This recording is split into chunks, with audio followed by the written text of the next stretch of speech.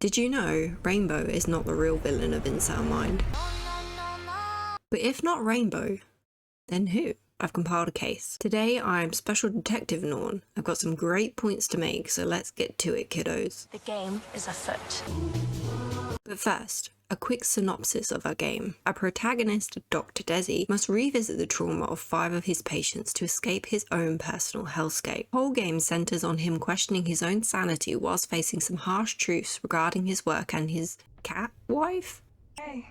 And Rainbow is a creepy being that supposedly wants to trap him, stop him, kill him. I'm not entirely sure, but he's apparently the villain of this game. Fine, make me your villain.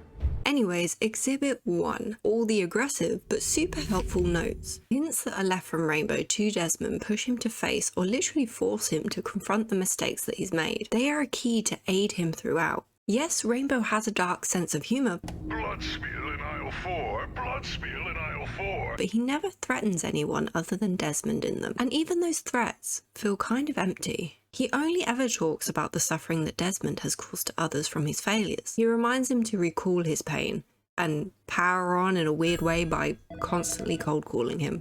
Maybe he's just trying to provoke him into being a better doctor. I mean, it didn't sound like he was doing a great job anyways. Patients dropping like flies. His own words, he said it, not me. We're dropping like flies. Exhibit 2. Well-timed appearances. He likes to pop out at the perfect moment when you least expect him to, either to scare or to stir Desmond on. I dare you to go down there. Which I think could be a false narrative of trying to stop Desmond. He's just keeping up the appearance of the role he's been assigned. Most times it seems to be to slow or prevent our main character from moving forward.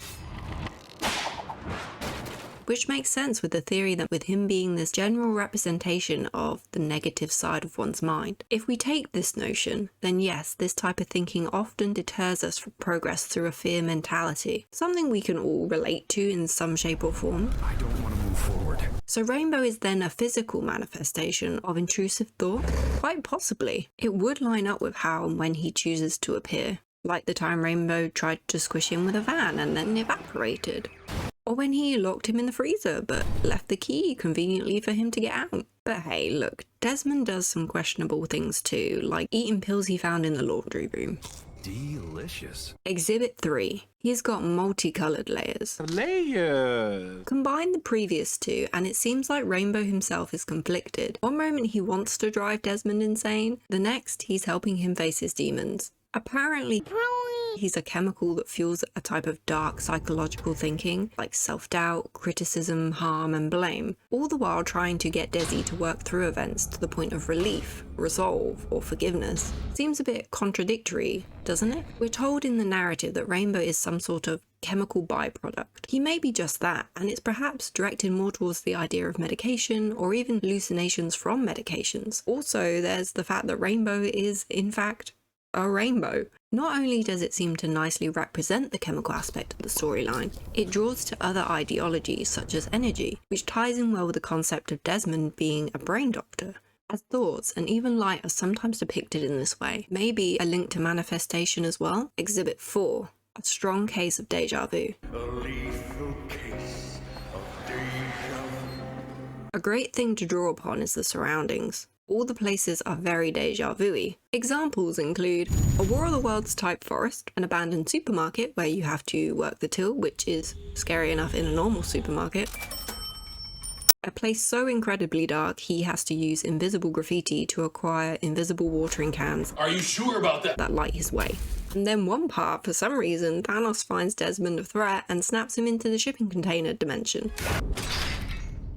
Both the landscape and each of the characters are purposeful, including Rainbow himself. Now, I won't go over the others too much, but you have Iron Giant, Bruh. Samara, Hexus from Fern Gully,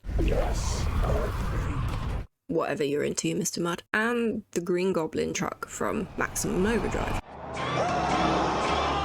And I have to give a shout out to all the mannequins in the game. Samantha, what a joker. George, so helpful and supportive.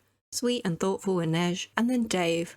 What a babe. You could be an absolute babe too if you hit the subscribe button. Back to our supposed villain, Agent Rainbow. To me, it's an indication of what Rainbow is and his purpose. The proof is in the pudding. It does what it says on the tin. The truth is in the name. An agent, which most of us know, is someone who investigates crimes and fights to get to the truth. I believe this to be a simple yet overlooked title of Rainbow's true intentions. The taste of the rainbow is bittersweet. The verdict, which means the real villain is, you guessed it, Dr. Desi himself. His own mind.